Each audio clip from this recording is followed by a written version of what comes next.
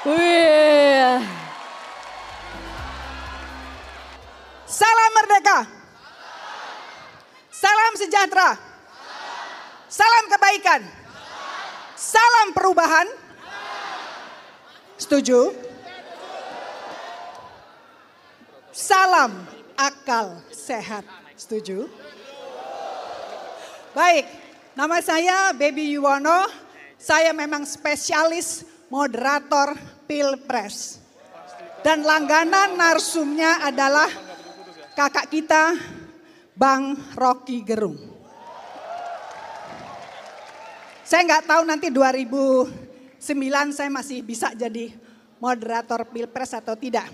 Oke, Mas Anies dan Caimin, saya tidak akan berlama-lama karena kita sangat tahu untuk apa kita di sini mau ngapain, dan kita di sini mau diapain. Mau diapain. Oke? Dan Mas Anies, I guarantee para mahasiswa yang ada di sini adalah bukan lagi Gen Z, tapi Gen K, Gen keren. Jadi nanti pesan saya, pertanyaan-pertanyaan Anda, tohokan-tohokan Anda harus juga keren. Sebelum saya panggil narsum dan panelis, saya mau tanya dulu ke audiens. Yang masih ragu jangan jawab, oke? Yang tidak setuju jangan jawab. Pertanyaan saya sebelum saya undang ya. Apakah capres dan cawapres kita sore ini keren?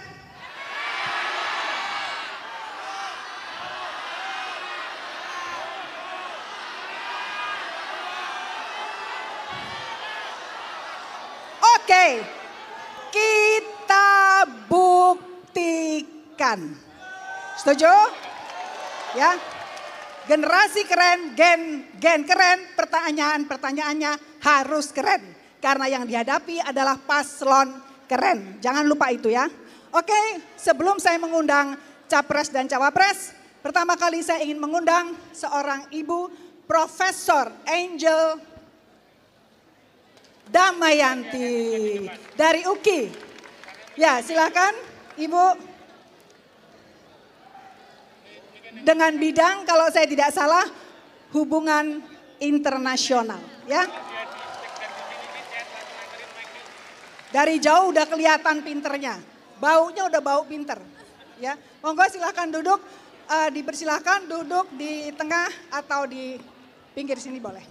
Berikutnya abang akal sehat, ya, bukan abang tukang bakso, adalah kakak saya.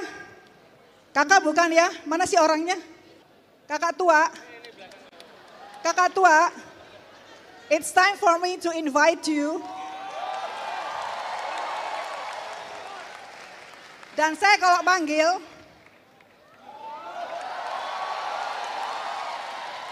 dan saya manggilnya adalah Mas. Silakan duduk. Silakan duduk. Berikutnya saya panggil Gus Imin yang ketika mendapat Dr. Honoris Causa, saya duduk persis di depan nyonya, di depan istri Anda.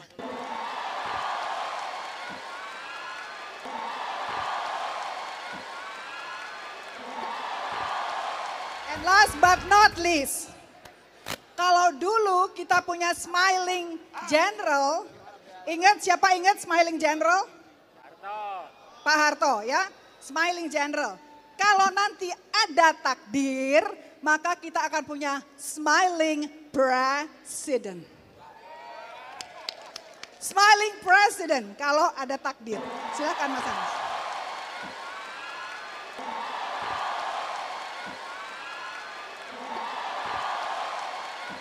Saya dipesan oleh panitia bahwa acara ini adalah acara mahasiswa. Jadi sekali lagi saya katakan tadi kenapa saya katakan gen keren, karena kalau tidak keren maka mereka tidak akan datang ke sini. Gen keren hanyalah gen yang mau jauh-jauh datang ke sini karena ikut berpikir, ikut peduli, dan ikut bercakap-cakap tentang bangsa, tentang nasib dan negerinya, tentang nasib bangsanya. Kalau Anda tidak keren, Anda tidak peduli. Betul? Betul Caimin? Ya, Anda keren karena Anda peduli dan hadir di sini. Baik, sebelum sabar ya, mulai dikumpulin pertanyaan-pertanyaannya, tapi saya ingin sekali mendengar dulu, kita akan dengarkan dulu uraian. Mas Anies sudah capek ya ngomong terus dari tadi pagi ya. Saya nggak bisa bayangin nyanyi Indonesia Raya berapa kali, ngomong berapa kali ya kan. Capek atau tidak itu soal perasaan. Wah, tak pernah, ini kalau judul tak pernah lelah mencintaimu nih kayaknya. Monggo Mas Anies 15 menit untuk Anda. You just give anything. Terima kasih semuanya. Assalamualaikum warahmatullahi wabarakatuh. Selamat sore, salam sejahtera untuk semuanya.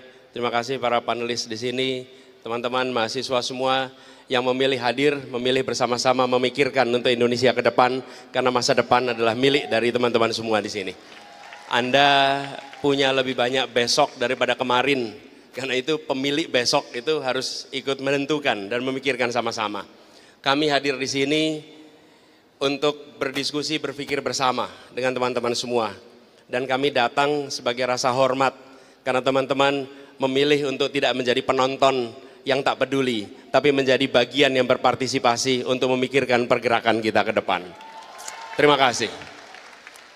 Yang kedua, izinkan saya sampaikan terima kasih pada teman-teman KIB yang telah menyelenggarakan acara ini di berbagai tempat. Teman-teman sekalian, kami berdua saat ini mendapatkan amanat untuk mengikuti proses pemilihan presiden. Amanat ini adalah amanat yang besar, tapi insya Allah tidak berat. Seperti tadi, capek atau tidak, berat ringan itu soal perasaan. Apabila ini kita jalani dengan sebuah ikhtiar serius, maka yang terasa besar itu tidak jadi berat. Nah, kami ingin sampaikan dalam kesempatan ini bahwa misi utama yang kita emban adalah kami ingin mengembalikan gagasan utama mengapa Republik ini didirikan. Republik ini didirikan dengan ide.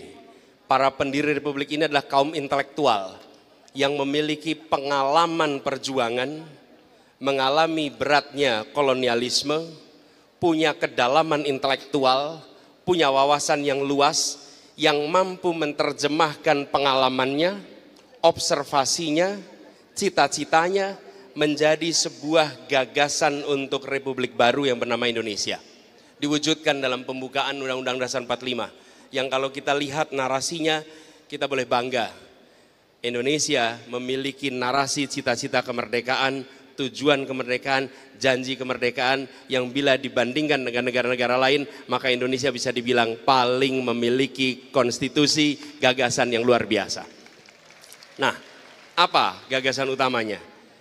Dalam hemat kami, mengapa kita mau merdeka? Mengapa kita berjuang untuk merdeka?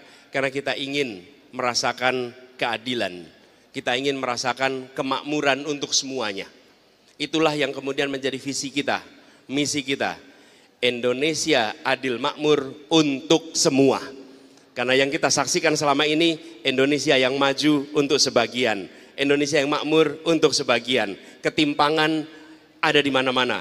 Karena itu kita ingin mengembalikan tujuan utamanya yang selalu kita bacakan di dalam upacara-upacara. Apa itu? Sila kelima, keadilan sosial bagi seluruh rakyat Indonesia. Inilah gagasan utama kami. Karena itu kami ingin agar semua langkah-langkah, semua kebijakan ke depan bisa menjawab pertanyaan paling sederhana. Apakah sebuah kebijakan menghadirkan rasa keadilan atau tidak? Di situ political economy akan muncul. Siapa dapat apa, berapa besar, kapan, di mana dalam setiap kebijakan yang disusun. Itulah sebabnya kita ingin memperjuangkan itu. Termasuk ketika kita bicara tentang aspek-aspek. Ada pendidikan, ada kesehatan, ada pembangunan infrastruktur, ada bicara tentang lapangan pekerjaan. Maka satu pertanyaan itu bisa digunakan untuk berbagai aspek. Dan ketika ini dipakai, kami yakin bahwa arah dari Republik ini kembali kepada arah untuk menghadirkan kesetaraan, menghadirkan kesamaan kesempatan, dan harapannya bisa memangkas yang disebut sebagai ketimpangan yang hari ini ada. Ketimpangan apa? Jawa luar Jawa, desa dengan kota, ketimpangan antara mereka yang terdidik, tak terdidik, yang dapat pekerjaan dan yang tidak dapat pekerjaan. Ketimpangan-ketimpangan ini sudah berjalan panjang. Bila tidak ada langkah korektif, maka kita akan menyaksikan Indonesia yang makin berjarak antar satu unsur dengan unsur lainnya. Jadi, Bapak Ibu sekalian yang saya hormati, ketika kita membicarakan tentang Indonesia sebagai satu kesatuan, maka persatuan yang bisa kita hadirkan harus didasarkan oleh rasa keadilan. Persatuan bisa hadir dengan rasa takut. Kita pernah memiliki stabilitas. Stabilitas itu hadir kenapa? Karena ada pemegang senjata yang mengawasi semua dan meminta semuanya untuk stabil. Tapi itu stabilitas semu. Stabilitas yang otentik adalah stabilitas yang ditopang karena semua merasakan keadilan di dalam masyarakatnya. Ini stabilitas yang sesungguhnya, ini persatuan yang sesungguhnya. Dan itulah sebabnya mengapa kita mendorong ke arah sana, karena kita berharap dengan adanya rasa keadilan, maka kita memiliki ketenangan, keteduhan, persatuan. Kita lihat aja di dunia pendidikan. Pertanyaan sederhana, sudahkah kebijakan-kebijakan pendidikan kita menghadirkan keadilan? Sudahkah kesempatan yang sama bagi anak-anak dari keluarga yang latar belakang ekonomi kuat, latar belakang ekonomi menengah, dan latar belakang ekonomi lemah, apakah mereka memiliki kesempatan yang sama untuk mendapatkan pendidikan berkualitas di seluruh Indonesia? Bila jawabnya belum, itu adalah salah satu agenda perubahan yang kita ingin dorong. Jadi, pertanyaan sederhana itulah yang kemudian akan menjadi pegangan. Dan kami percaya bahwa di dalam sebuah kepemimpinan harus ada gagasan, harus ada ideologi. Karena itu yang kemudian menjadi rujukan bagi semua di dalam mengambil kebijakan. Karena yang puncak memiliki ideologi, yang puncak memiliki gagasan. Jadi rujukan. Tapi bila di puncak tidak ada gagasan, maka semua bisa mengambil kebijakan apa saja. Bila di puncak tidak ada ideologi, maka yang di bawah akan bisa mengerjakan apa saja tanpa arah. Kita harus mengedepankan, dan ideologi itulah yang kami bawa, ideologi dan gagasan itu yang kami emban. Insya Allah dengan begitu kita bisa meraih yang kita cita-citakan. Indonesia adil dan makmur untuk semua. Terima kasih, nanti kita berdiskusi lebih jauh. Assalamualaikum warahmatullahi wabarakatuh. Waalaikumsalam, mohon maaf Mas Anies, cepat waktunya soalnya mepet sekali nih. Molornya tadi mundurnya terlalu banyak, mohon maaf.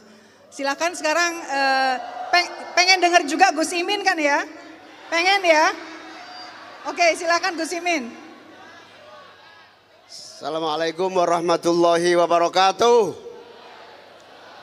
Mas Anies, calon presiden, moderator, Profesor Bang Rocky, pimpinan-pimpinan KIB dan seluruh aktivis mahasiswa se-Jawa Timur yang saya cintai, saya banggakan. Alhamdulillah saya bahagia, bersyukur, bangga bisa bertemu dan bersama-sama berpikir untuk masa depan kita, masa depan bangsa kita. Saya bersyukur bisa bersama Mas Anies 2024 ini karena sebenarnya saya dengan Mas Anies sudah sama-sama tahun 80-an, 90-an. Ketika kami sama-sama jadi aktivis mahasiswa di UGM Yogyakarta. Waktu itu kami merindukan sebuah keadaan dari yang sentralistik, dari ekonomi yang sentralistik, dari ekonomi yang konglomeratif, dari ekonomi yang tidak adil, dari ekonomi yang hanya dinikmati segelintir, dari tekanan politik tidak ada kebebasan berpendapat, berpikir dan berkumpul. Kami ingin perubahan dan kami melakukan itu. Alhamdulillah pada tahun 97-96an kita ketemu Gus Dur, Bang Rocky Gerung ini menjadi salah satu motor forum demokrasi waktu itu. Lalu lahirlah demokrasi. Hari ini kita ketemu lagi, reuni besar dalam posisi yang sama. Kalau dulu ada konglomerasi, hari ini ternyata ada juga namanya oligarki. Kalau dulu ada ketimpangan, hari ini juga ada yang namanya kesenjangan. Kalau dulu ada rasa takut, hari ini satu-satunya yang berani mengkritik hanya Bung Rocky Gerung. Tadi saya di UNER, ditanya oleh salah satu panelis nanyanya begini, bagaimana mempertahankan demokrasi agar tidak mundur dan bagaimana caranya agar pemerintah dipimpin oleh pemimpin yang betul-betul objektif, bukan wasit sekaligus pemain atau pemain sekaligus wasit. Jawabannya sederhana, mari kita kembalikan demokrasi kepada kebebasan penuh rakyat masyarakat seluruhnya untuk bicara bebas tanpa rasa takut dan tanpa ada tekanan kapanpun dimanapun. Amin. Kalau dulu kita merubah sistem yang bersifat sentralistik, otoritarianistik, maka kita hari ini juga harus merubah apa yang disebut seluruh perangkat undang-undang yang menghambat dan memberi rasa takut. Yang pertama, termasuk kita harus merubah dan menjadikan pemerintah pimpinan baru yang lebih demokratis, terbuka dan tidak anti kritik, bahkan terbuka menerima saran dan kritik dari manapun berada. Yang dibutuhkan hari ini bukan saja pemerintahan yang terbuka, tetapi kampus-kampus sudah terlampau lama diam tak bersuara. Kampus-kampus saatnya bicara untuk menyatakan kritik dan menyatakan terbuka apa yang sedang terjadi. Kita tidak hanya butuh seorang Rocky Gerung, kita butuh ribuan Rocky Gerung Indonesia yang itu adalah Anda semua, para aktivis mahasiswa yang akan membawa perbaikan nasib demokrasi kita di masa yang akan datang. Makanya kami berdua bersepakat kita ingin lahirkan perubahan yang besar, tetap boleh besar, tapi yang kecil harus berubah menjadi besar dan kuat untuk sejajar bersama yang lainnya. Tidak ada diskriminasi, tidak ada yang namanya kesenjangan ekonomi, yang namanya keadilan muncul menjadi fakta kehidupan ekonomi kita. Ibaratnya tantangan kita ke depan adalah bagaimana semua itu terwujud, satu-satunya cara yang konstitusional agar konstitusi ini bisa dilaksanakan secara istiqomah, konsisten.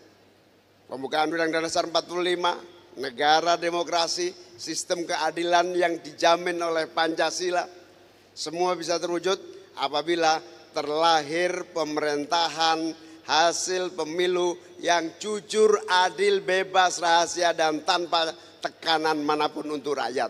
Saatnya kita lahirkan pemilu yang baik, karena itu kami berdua bertekad bersama-sama hadir dan insya Allah akan bersama-sama untuk melahirkan pemerintahan yang benar-benar melahirkan pembaruan, perubahan nasib untuk rakyat Indonesia yang lebih baik. Amin. Terima kasih sahabat-sahabat para aktivis, terima kasih semuanya menjadi bagian dari masa depan Indonesia.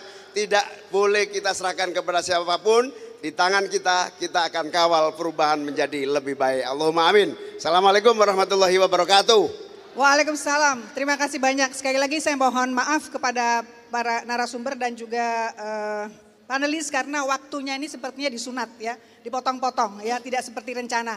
Oke adik-adik, are you ready?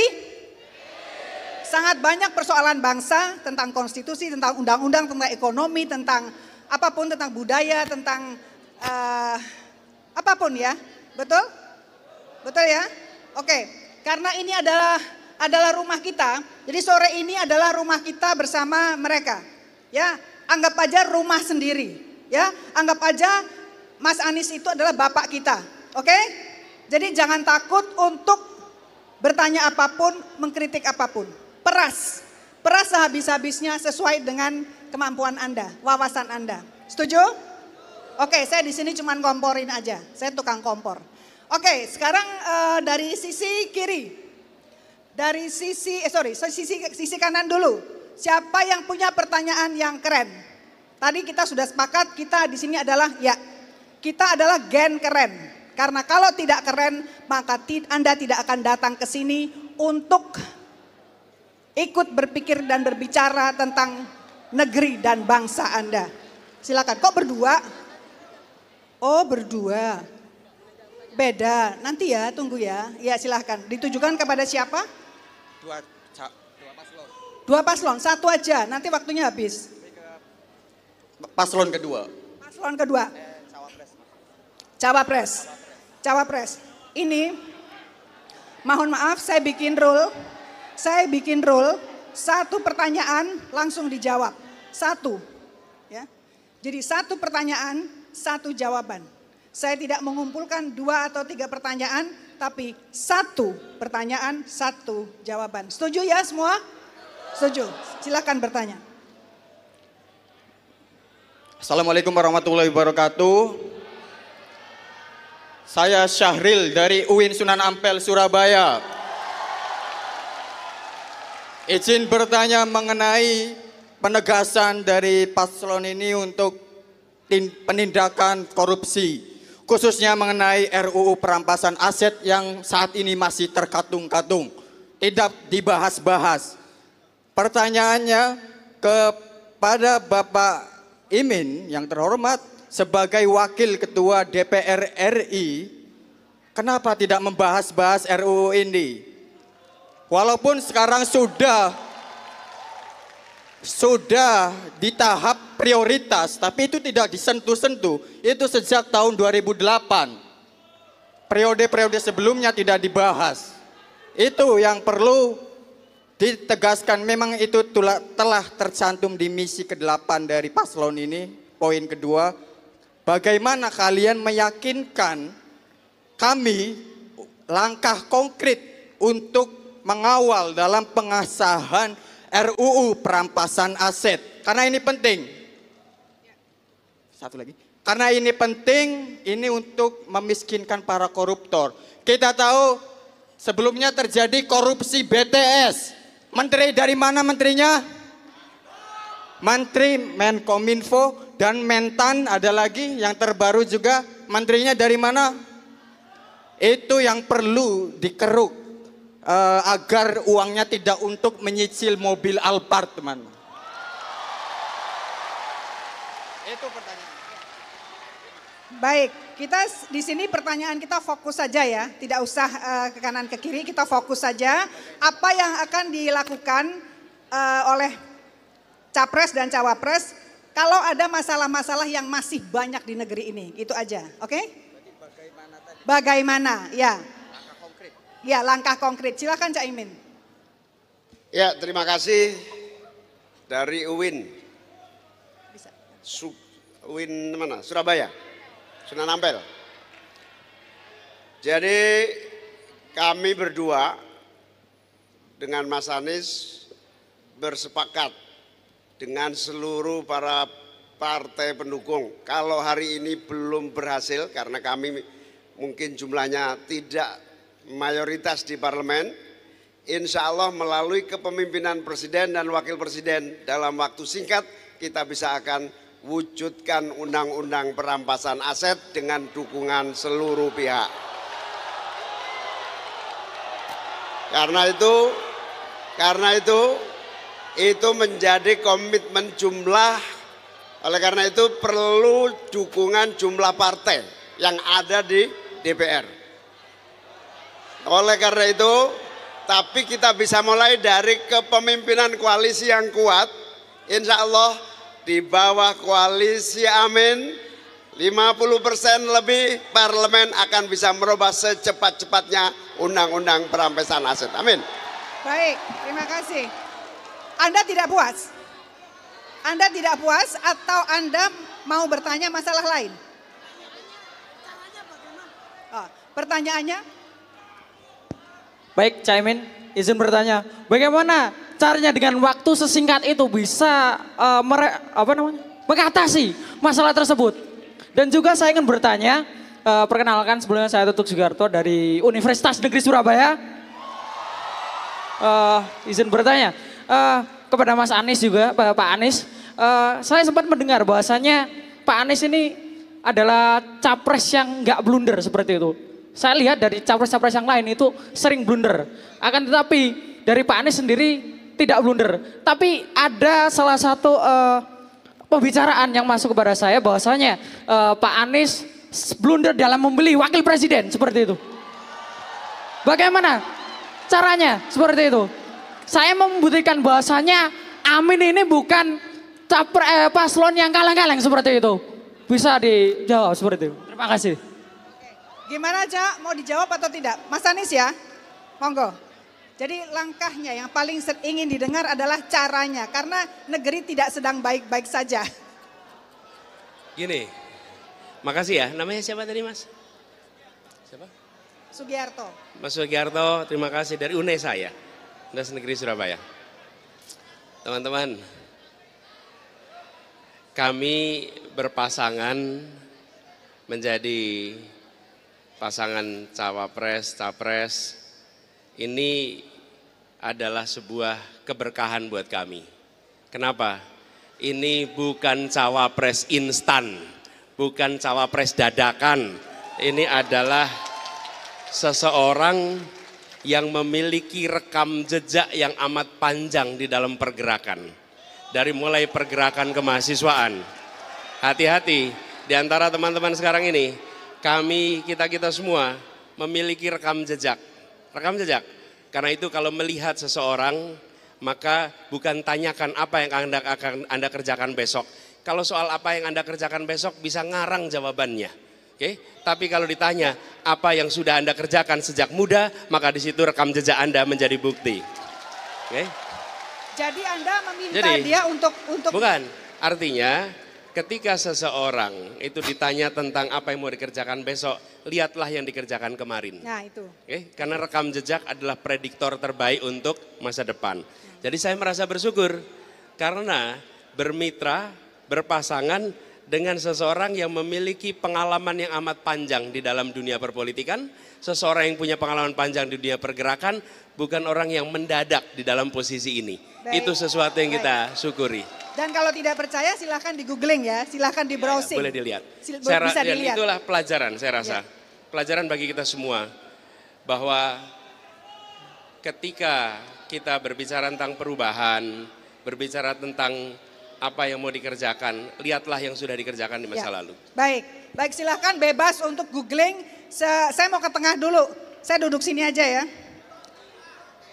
Ya, saya minta yang di, ya sana itu, ya Anda, ya. Tolong dikasih mic-nya, Tes.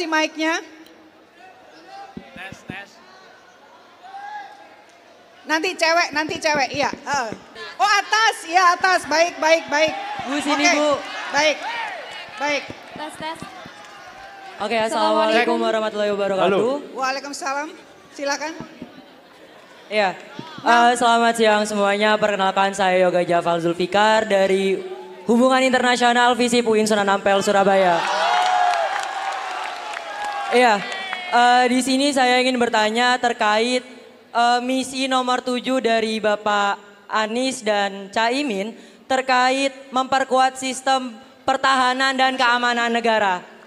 Di sini saya ingin bertanya, bagaimana strategi Pak Anies dalam menghadapi permasalahan fenomena kebijakan internasional saat ini terkait refugees dari Myanmar, yaitu terutamanya suku Rohingya yang menempati di beberapa tempat dan juga yang akan masuk beberapa wilayah ini.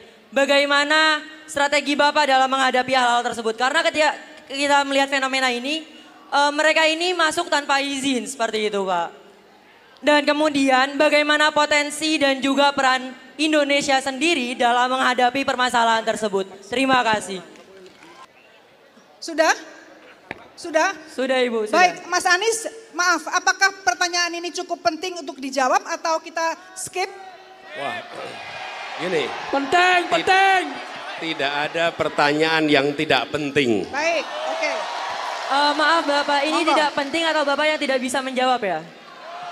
Bukan begitu, karena kita diberi waktu Jadi sangat gini, sedikit sehingga mungkin bisa dikumpulkan menjadi dua sekaligus pertanyaannya, gitu. Bu Bebi, Ya. saya ingin menjawab pertanyaannya. Monggo, silakan. Dengan senang hati, monggo. Gini, Bu Bebi, pertanyaannya semua penting. Baik. Jadi bedakan pertanyaannya jangan penting tidak penting, tapi panjang atau pendek. Karena ini soal waktu. Oke. Nah, pertama soal alutsista. Kita berada di belakang jadwal di dalam penuntasan alutsista kita. Kita ketinggalan. Yang seharusnya sudah bisa tuntas di tahun 2025, kita masih berada di belakang dari jadwal itu. Kita terlambat beberapa tahun. Menurut hemat kami, itu bisa dilakukan, melakukan revisi dari sebagian rencana untuk alutsista kita. Menggunakan apa? Menggunakan teknologi-teknologi terbaru. Sebagai ilustrasi, ketika rencana alutsista kita disusun 10 tahun yang lalu, pada saat itu teknologinya masih teknologi 10 tahun yang lalu. Hari ini kita sudah mengalami perubahan teknologi yang luar biasa. Kita harus melakukan revisi, menggunakan teknologi-teknologi baru dan merevisi apa yang sudah kita rencanakan. Saya beri ilustrasi. Bila dulu kita berencana membeli 100 mesin fax, pada saat itu yang namanya beli mesin fax itu benar, itu adalah kebutuhan. Itu direncanakan dikerjakan selama 10 tahun. Ketika sudah tahun ke-8, tahun ke-7, tidak relevan lagi kita beli mesin fax. Apa mau tetap dilaksanakan? Tidak. Maka menurut saya hari ini kita harus melakukan penyesuaian atas teknologi-teknologi sehingga kebutuhan alutsista kita akan bisa terpenuhi. Begitu yang pertama. Yang kedua, terkait dengan peran Indonesia di dunia internasional. Kami berpandangan bahwa Indonesia harus aktif.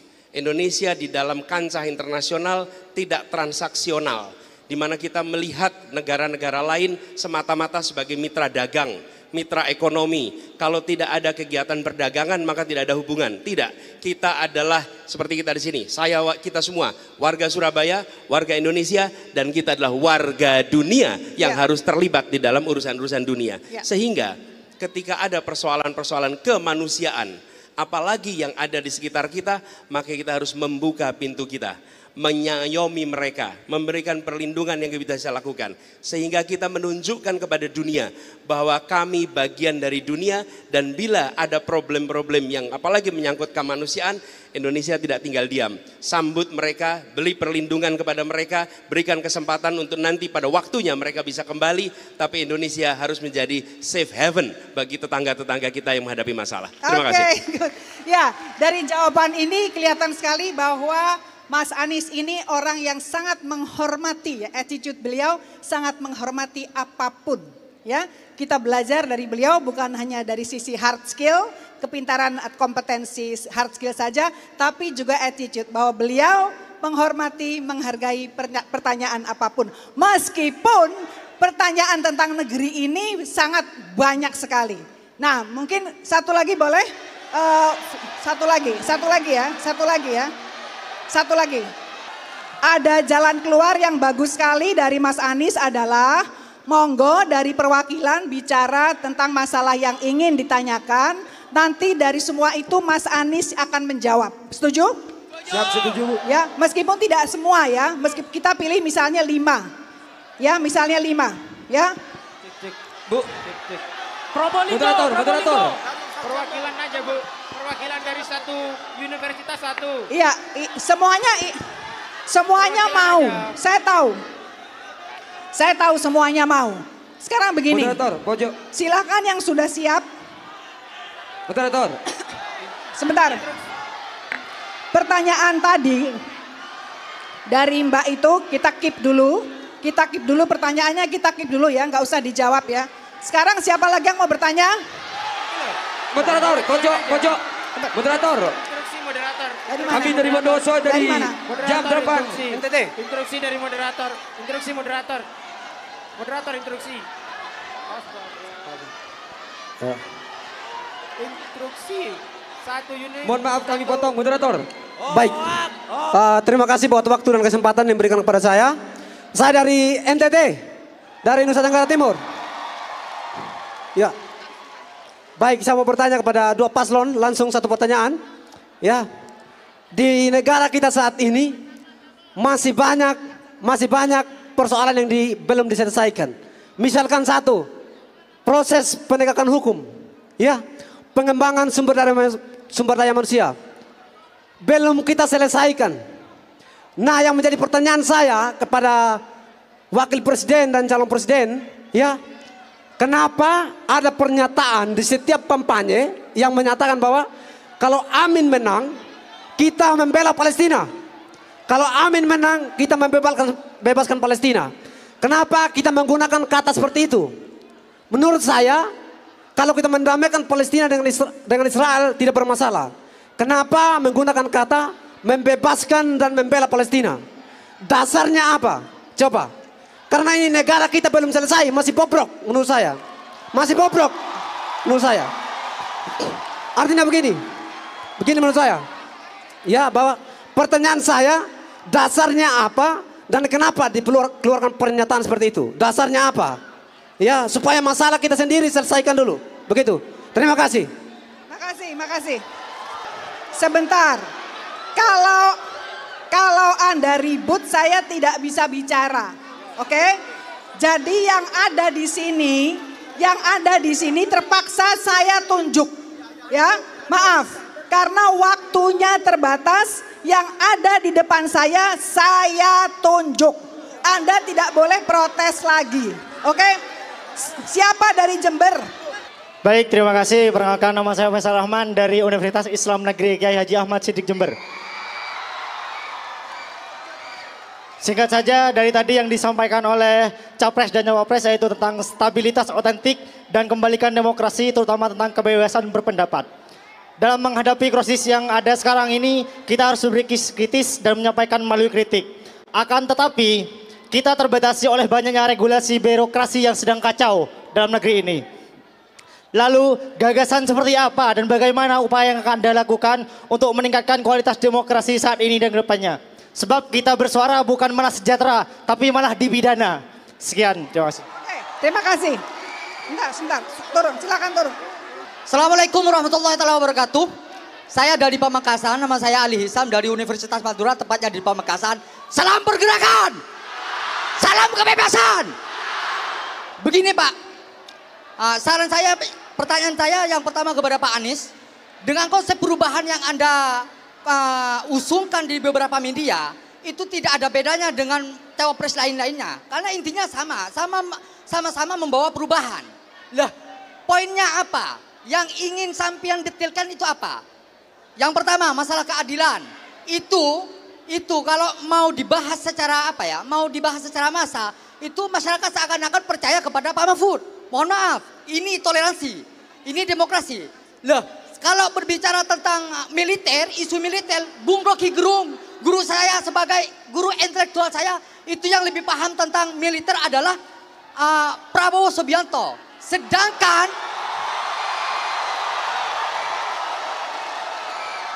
begini Pak, sedangkan dalam apa yang saya dengar dari sampean, ketika membicarakan beberapa kayaknya seorang penyair, kalau sampean posisinya sebagai cawapres, nggak terlalu butuh itu Pak.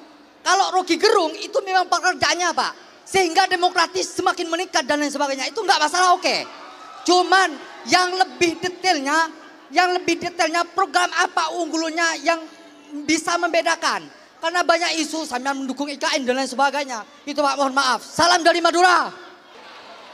Assalamualaikum warahmatullahi wabarakatuh. Perkenalkan, nama saya Irfan Sidney Pratama dari Lumajang. Asal kampus Sekolah Tinggi Agama Islam Miftahul Ulum Lumajang. Yang saya tanyakan Pak, kira-kira apa inovasi Bapak masalah pengangguran yang mana disebutkan dalam sebuah badan statistik itu sebesar 7,838 juta. Begitu Pak. Bagaimana cara Bapak menanggulangi tersebut?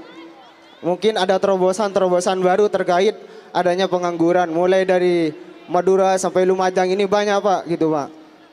Terima kasih. Baik, kita dengarkan dulu. Mungkin tadi Bang Rocky udah nggak sabar ya, udah nggak sabar lihat kalian seperti ini. Langsung beliau berdiri. Ya, langsung berdiri. Nah sekarang sebelum saya ke Bang Rocky, ke Mas Anies dulu dengan pertanyaan-pertanyaan yang tadi. Monggo Mas.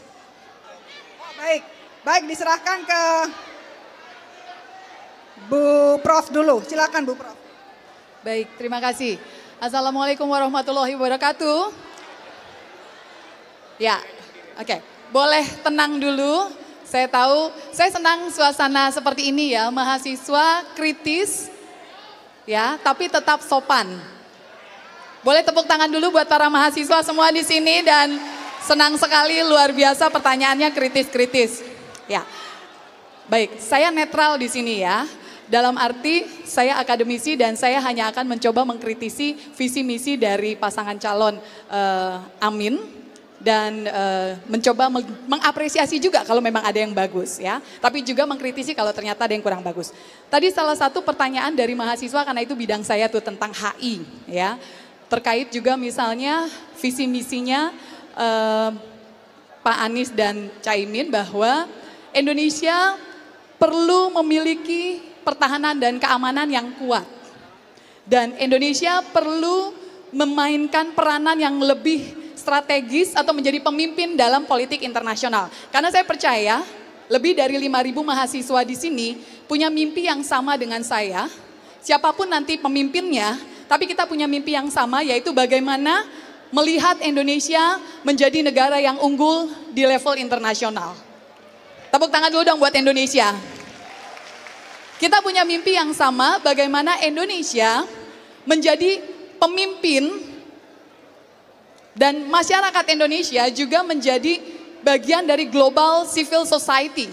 Jadi Indonesia dan masyarakat Indonesia bukan hanya menjadi korban, tapi kita menikmati semua yang baik yang ada baik di negara ini maupun dalam sistem internasional. Nah, bicara tentang visi nomor 7 tentang pertahanan keamanan, Pak Anies, Caimin, mohon izin.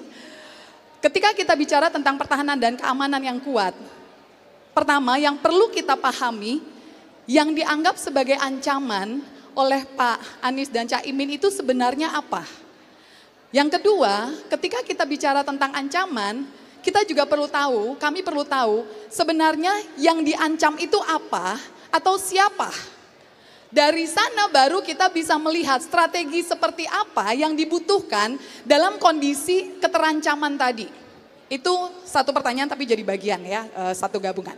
Kemudian bicara tentang ancaman dan rasa terancam tadi, kalau kita melihat posisi di antara 3 pasangan ya, kalau boleh saya jujur, Capres-Cawapres ini lumayan menunjukkan, karena kemarin saya nonton yang CSIS Pak Anies, dan saya respect dengan mimpinya Pak Anies yang mau menjadikan Indonesia seperti zaman tahun 50-an yang Indonesia menyelenggarakan konferensi Asia Afrika dan Indonesia benar-benar menjadi leading di sana. Dan mimpi saya juga seperti itu, artinya hari ini Indonesia harus menjadi pemimpin. Nah, masalahnya belakangan ini kalau boleh saya jujur, bahkan calon-calon yang lain juga terkesan melihat Indonesia secara inward looking. Melihat hanya masalah-masalah yang ada di dalam negeri dan kemudian energi habis untuk menyelesaikan masalah di dalam. Padahal kalau mau menjadi pemimpin di internasional atau mau menjadi bagian dari global civil society, Indonesia juga harus outward looking. Melihat keluar, melihat posisi Indonesia saat ini bagaimana, seperti apa, dan kondisi internasional juga bagaimana.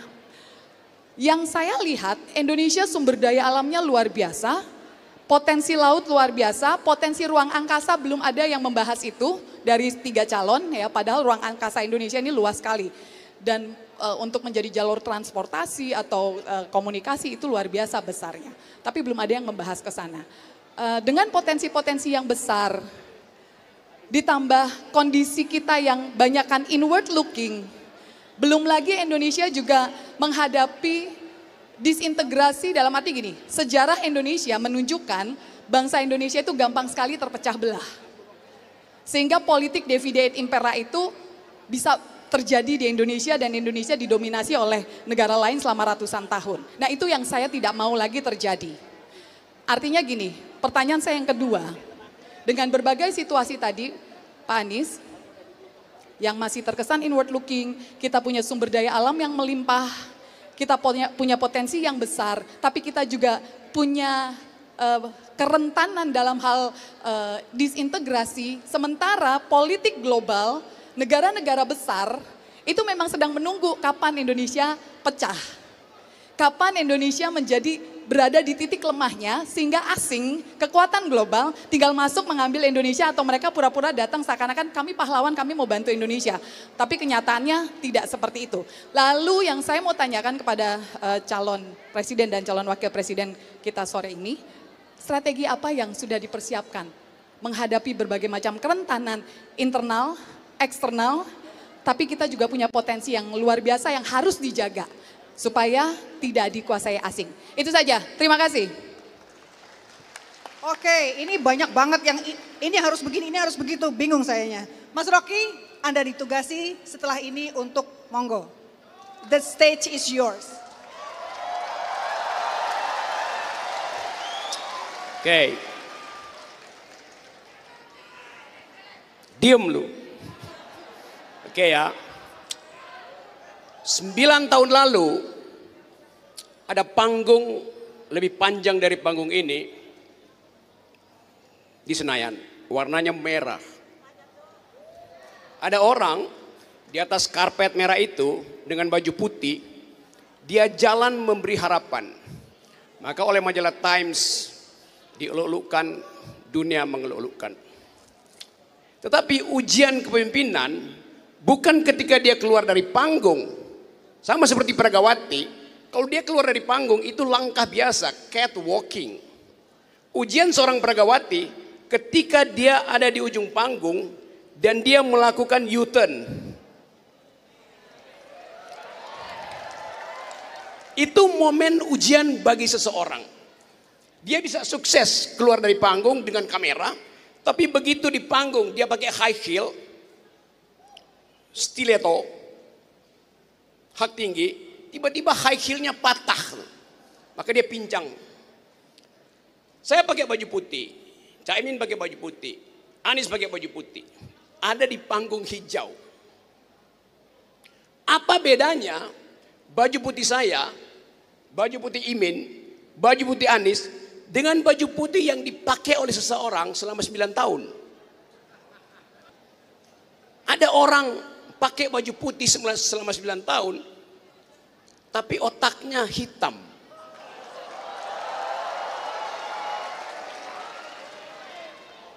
Baju putih dicuci tiap hari bersih, tapi hatinya kotor. Sekarang orang yang sama masih pakai baju putih, tapi putihnya putih pucat, putih ketakutan namanya itu. Bukan putih cahaya. Kita mau bikin perubahan supaya kita ubah. Putih itu mesti putih yang bercahaya, bukan putih karena ketakutan. Itu namanya pale. Pucat, putih pucat. Nah tadi teman-teman mahasiswa memperlihatkan satu upaya untuk mengucapkan tidak pada Cak Imin dan Anies. Anda lakukan pertanyaan yang betul-betul ketat. Anda tadi menggeleng pada mereka berdua. Dan tugas universitas adalah menggeleng, bukan manggut-manggut. Yang manggut-manggut itu turunan dinasti.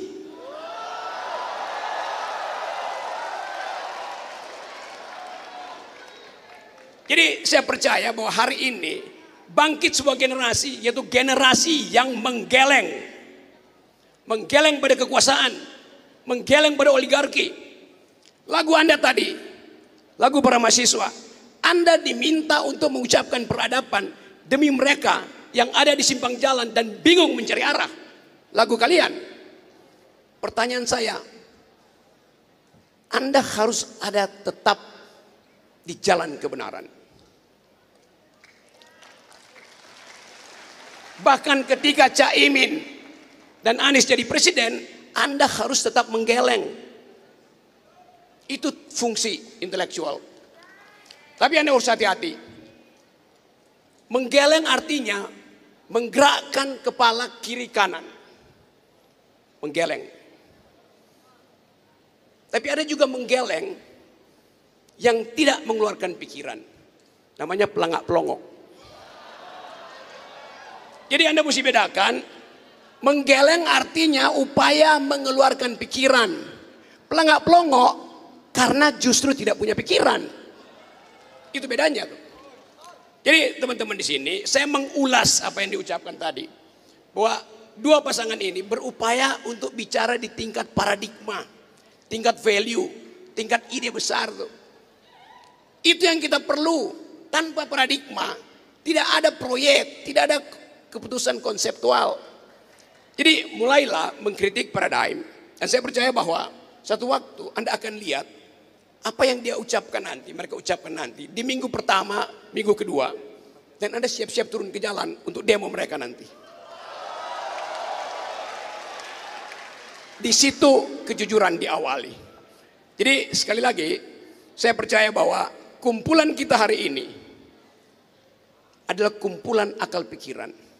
Anda bayangkan 2 hari lalu ada kumpulan yang 300 kali lebih banyak dari ini di Senayan, namanya Abdesi.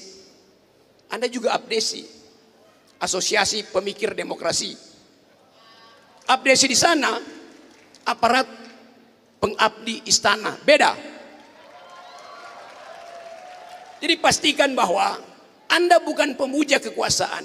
Anda ucapkan kritik, dan kritik itu yang akan mendefinisikan Anda sebagai warga negara atau sebagai warga dinasti.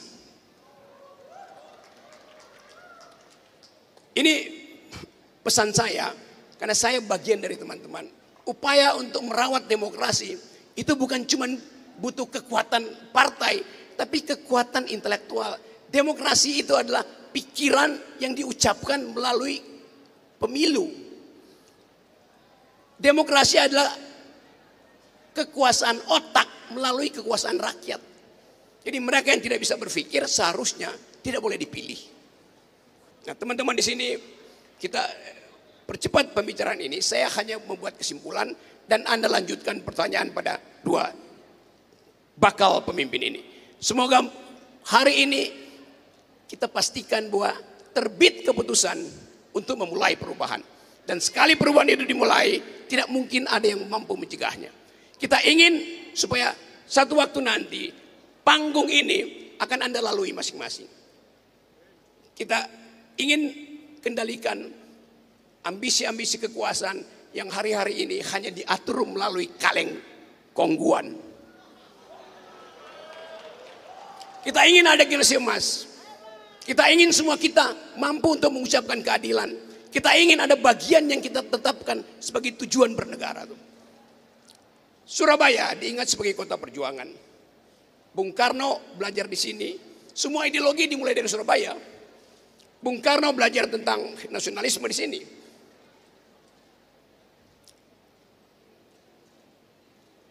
Islam, Kartosuwiryo belajar tentang negara Islam di sini. Hatta berupaya untuk menghasilkan demokrasi dengan basis koperasi. Jadi sebetulnya Surabaya ini surplus pikiran. Nah, kita ingin surplus itu kita pelihara baik-baik. Dari Surabaya juga diucapkan Hari Pahlawan. Bung Karno mengutip pikiran-pikiran dunia karena belajar di Surabaya melalui kursus-kursus dari Haji Omar Said Cokroaminoto. Nah, kita belajar tentang ide. Suatu waktu Bung Karno bilang, beri saya 10 pemuda dan saya guncang dunia. Itu kata Presiden Soekarno. Apa kata Presiden Jokowi? Saya kirim 1 pemuda, saya jadikan dia wapres.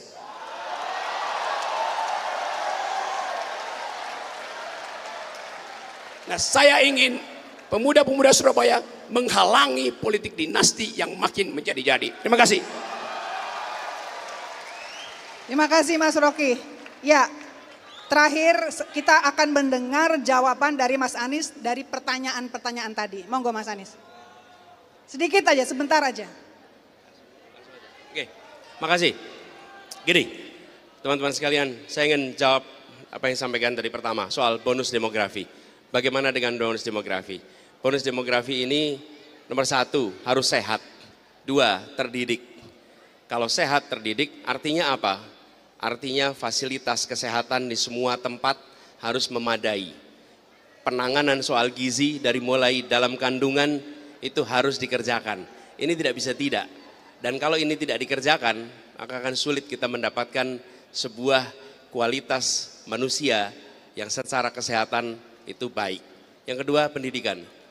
Pendidikan kita tahu ada negeri ada swasta. Sudah saatnya berhenti membedakan antara negeri dan swasta. Karena keduanya merupakan institusi yang mendidik anak-anak kita, mendidik anak-anak bangsa. Dan kemudian jumlahnya harus diperbanyak.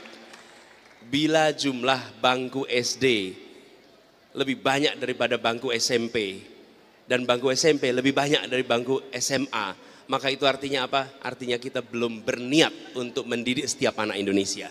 Karena itulah jumlahnya harus setara bangkunya supaya setiap anak bisa menuntaskan. Yang ketiga, kalau pendidikan baik, kesehatan baik, maka apa yang disampaikan juga di pertanyaan berikutnya soal lapangan pekerjaan.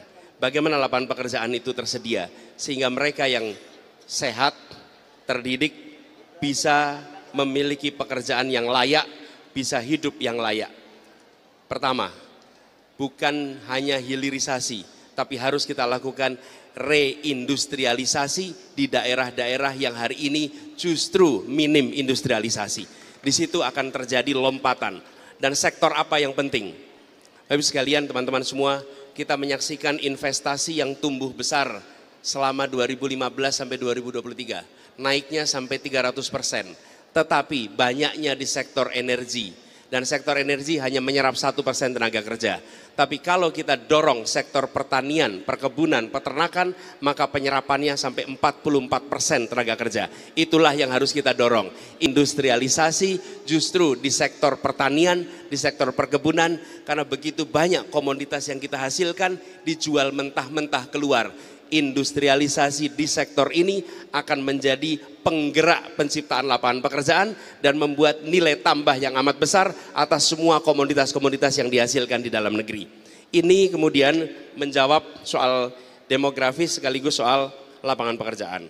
Yang kedua, tadi ada pertanyaan, mengapa kita mengurusi Palestina di saat di dalam penegakan hukum juga belum terjadi? Bung Karno tahun 50-an mendapatkan pertanyaan setara. Bung, ngapain Anda bikin konferensi Asia Afrika di saat 90% penduduk ini buta huruf? Kalau Anda lihat apa kata koran hari itu tentang Bung Karno dan Ali Sastroamidjojo, kecaman, kritik, cacian. Kenapa? Karena di saat kita masih miskin, Bung Karno mengumpulkan semua orang. Tapi apa yang terjadi? Warga Asia, Afrika yang dipanggil datang ke Bandung, mereka semua menyaksikan semangat bangsa baru namanya Indonesia di dalam meraih kemerdekaan dan menjadi inspirasi bagi kemerdekaan dari Asia dan Afrika. Dan itu kemudian dirayakan di Afrika, dirayakan di Asia sebagai apa? The Spirit of Bandung.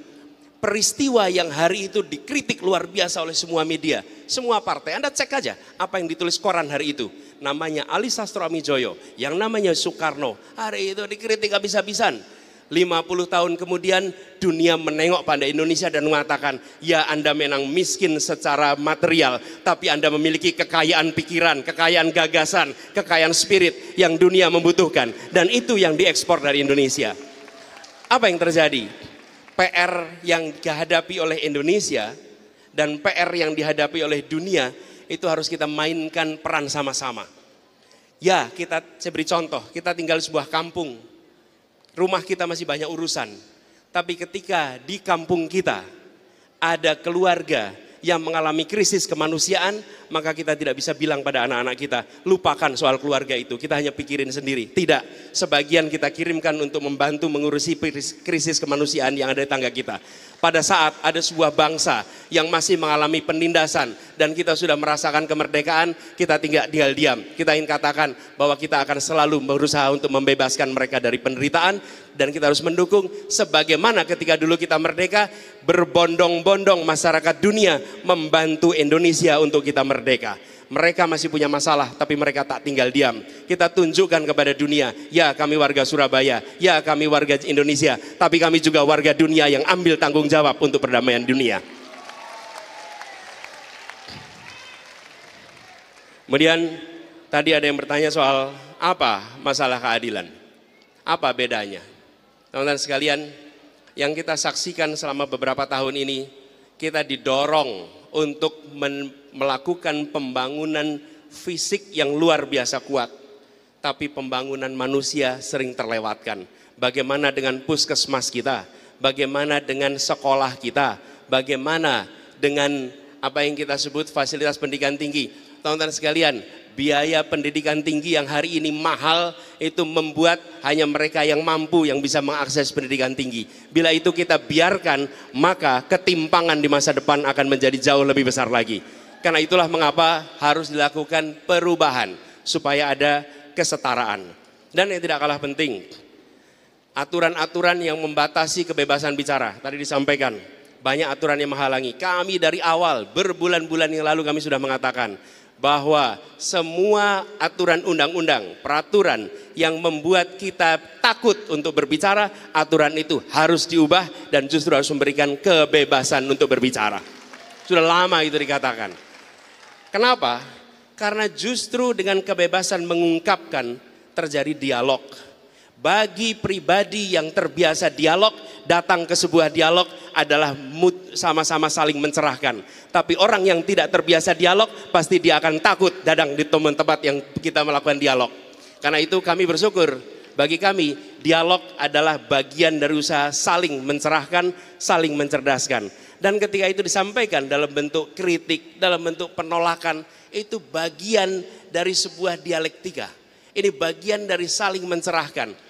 Justru ketika ada kritik, maka yang merencanakan sesuatu harus memberikan penjelasan tambahan. Harus memberikan argumen tambahan. Siapa yang diuntungkan? Yang diuntungkan publik yang menyaksikan. Dia menerima kebijakan bukan menerima bulat-bulat begitu saja. Tapi dia akan membandingkan. Apa yang dikatakan pengkritik dengan apa yang dikatakan penyusun kebijakan. Mana yang lebih masuk akal. Dan pesan saya pada kita semua, untuk saya dan semua kita di sini. Netral atau tidak itu pilihan. Menurut saya bukan soal netral atau tidak. Yang harus kita jaga adalah objektivitas. Seringkali kita menganggap netral sama dengan objektif. Bukan. Kita harus tetap menjaga objektivitas. Kita tidak bisa netral menyaksikan ketidakadilan. Kita tidak bisa netral melihat penindasan. Kita tidak bisa netral melihat adanya kedoliman. Kita harus bersikap, tapi dalam bersikap itu menjaga objektivitas. Dan ini yang kemudian harus kita jaga sama-sama. Lalu tadi ada pertanyaan tentang yang disampaikan oleh Prof tadi soal bagaimana menghadapi ancaman Indonesia tentang disintegrasi misalnya. Salah satunya. Saya akan beri contoh.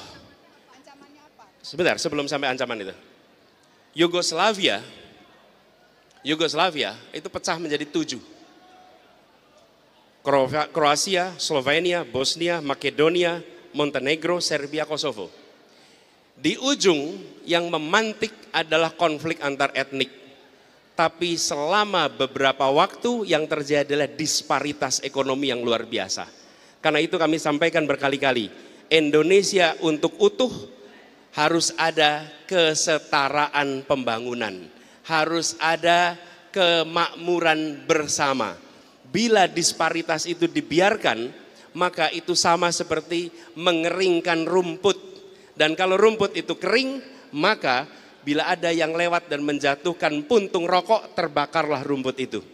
Bila ketimpangan ekonomi diteruskan, maka ada pemantik antar etnik, antar suku, maka dia bisa membakar semuanya. Menjaga dan mengkoreksi ketimpangan adalah salah satu kunci untuk menjaga keutuhan dari bangsa ini. Kemudian yang terkait dengan ancaman. Saya melihat ada beberapa menurut saya yang perlu menjadi catatan bagi kita. Pertama adalah transnational organized crime. Ini salah satu ancaman yang kita hadapi. Kemudian yang kedua, ancaman cyber security. Inilah ancaman nyata yang sekarang ini ada. Dan kemudian ketiga, Indonesia ini punya batas wilayah yang sangat luas. Border security, keamanan perbatasan kita merupakan salah satu ancaman yang cukup besar. Yang keempat, kita ini negara yang penuh dengan ancaman bencana alam. Itu juga salah satu ancaman yang kita hadapi. Kemudian yang kelima, kita ini adalah negara maritim. Dan salah satu ancaman terbesarnya apa? Security maritim. Bagaimana kita menyaksikan orang bisa keluar masuk begitu saja dan melakukan pengurasan atas kekayaan alam kita.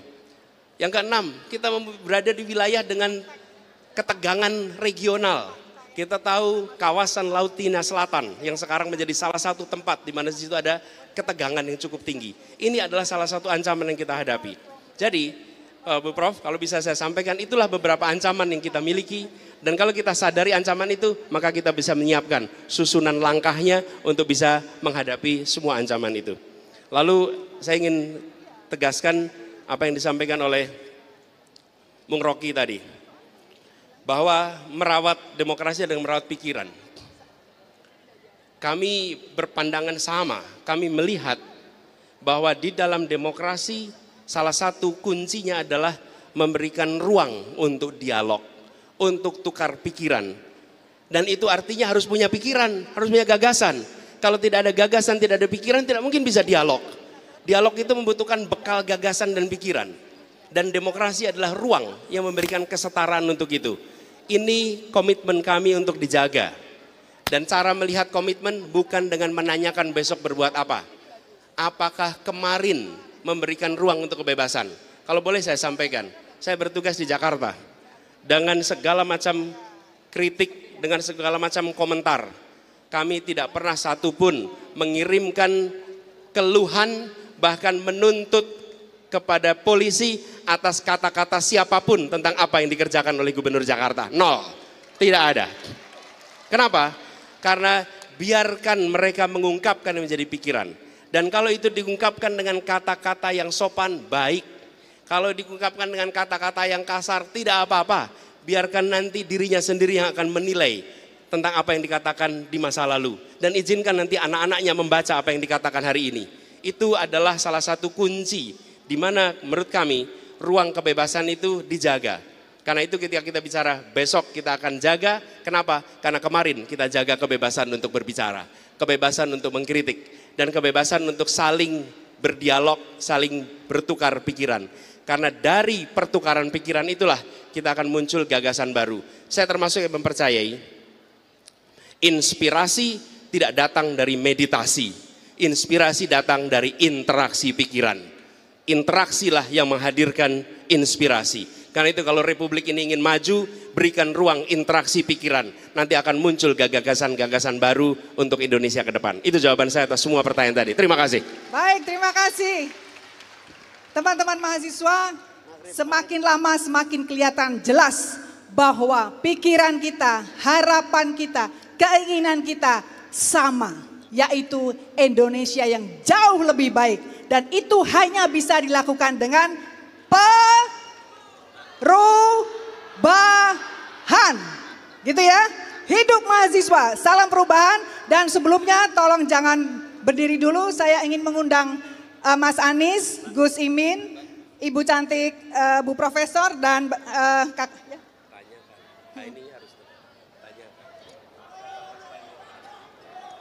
Ya. Oke.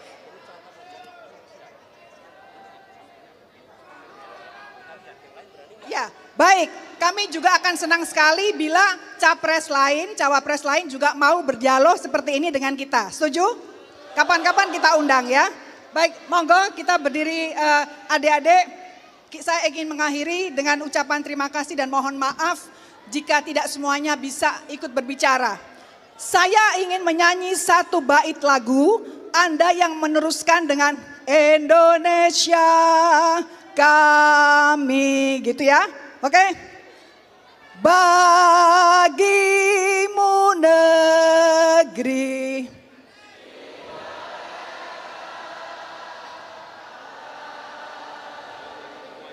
diulang, Indonesia kami. Setuju?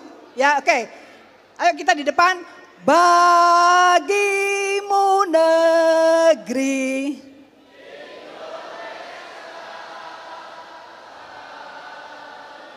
Baik, terima kasih. Selamat sore. Sampai ketemu lagi. Salam sehat, salam perubahan, salam semangat, dan salam generasi keren.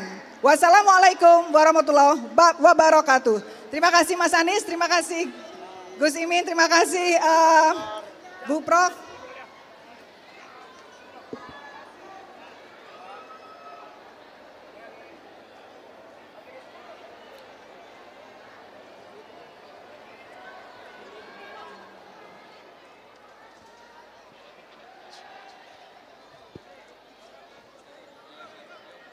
Saya yakin diskusi tajam dan pandangan yang telah kita bagikan hari ini akan menjadi semangat bagi kita semua dalam mengawal perjalanan politik ke depan. Terima kasih kepada Bapak Anies Baswedan, calon Presiden Republik Indonesia 2024, Bapak Muhaimin Iskandar, calon Wakil Presiden Republik Indonesia 2024, juga Prof. Angel dan Bung Rocky sebagai panelis diskusi kita hari ini. Terima kasih kepada semua pihak yang telah menjadi bagian dari perjalanan inspiratif ini. Kita bukan hanya sekelompok individu, tetapi satu bangsa yang bersatu untuk cita-cita adil dan sejahtera. Hidup mahasiswa, hidup rakyat Indonesia. Sampai jumpa di diskusi-diskusi berikutnya.